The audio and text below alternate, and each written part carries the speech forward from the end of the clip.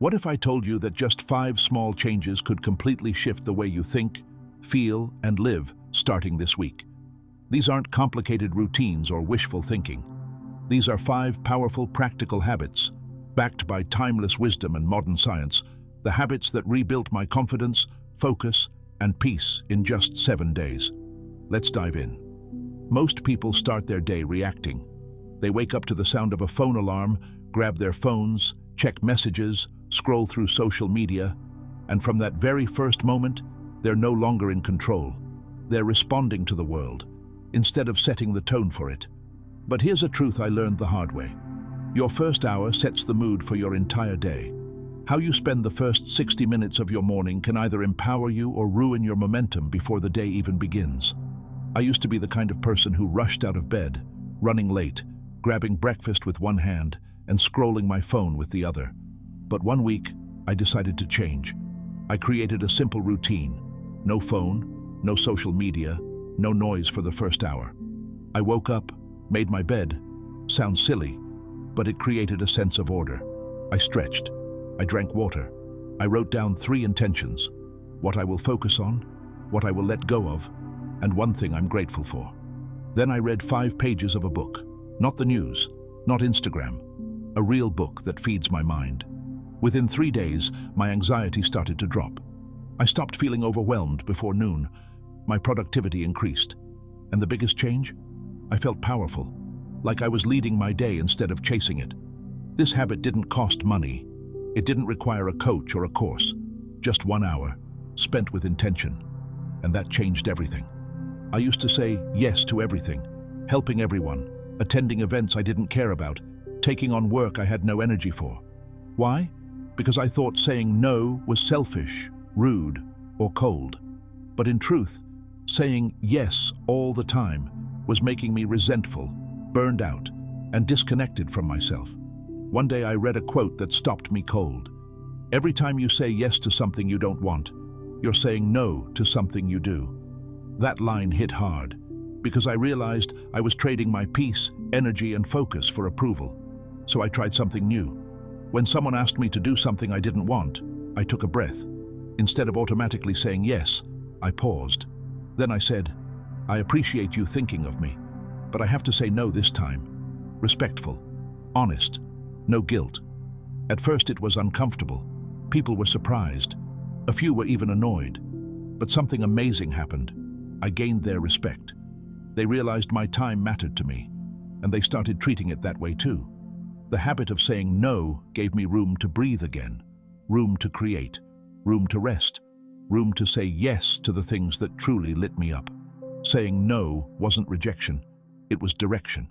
And it's a habit I'll never give up, because every no I speak today protects the yes that will shape my tomorrow. I used to rush everywhere, fast walking, head down, eyes on my phone or the floor. I thought I was being efficient, but I wasn't. I was anxious, distracted, disconnected from the world and from myself. Then I watched someone walk. Not just walk, move with intention. Each step was deliberate, calm, grounded. They weren't in a hurry, but they weren't slow either. They moved like they knew where they were going and like it mattered. That image stuck with me because it radiated presence, and that presence felt powerful. It said, I belong here. I'm not running from anything, and I'm not rushing to prove anything. So I decided to try it. The next time I walked into a room, I slowed down. I straightened my back. I lifted my chin. I let my arms move freely, naturally. I made eye contact, and I breathed fully. Just a few changes, but the impact, incredible. People noticed me more.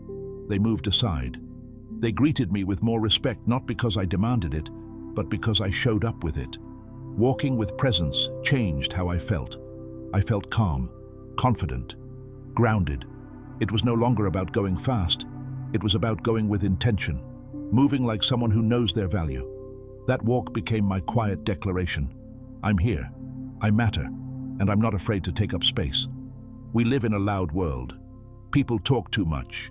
They fill every moment with noise, opinions, stories, small talk. They rush to fill silence as if it's something to be afraid of. But silence is power. Stillness is strength. When you sit in silence, you train your mind to be calm. You learn to hear your own thoughts clearly. You become less reactive, more grounded. I used to hate silence. It made me uncomfortable, like something was wrong if no one was talking. But the first time I embraced it, really embraced it, everything changed. I sat alone. No music, no phone, no distractions. At first it felt strange, but after a few minutes, I started to hear myself. Not the noisy voice that's always running in my head, but the deeper one, the one with clarity. And when I spoke after that, my words felt sharper, more precise, because they came from a place of stillness, not noise. People started listening more, because I wasn't talking just to talk. I was saying something that mattered. Now I build moments of stillness into every day.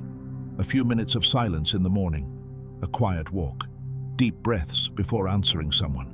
That pause, that breath, it makes all the difference. Because in stillness, you regain your control. You respond, not react. You observe instead of panic. The strongest people I've met are not the loudest. They're the calmest. There's a difference between being seen and being felt. Some people walk into a room and go unnoticed. Others walk in, and without saying a word, the energy shifts. People look up.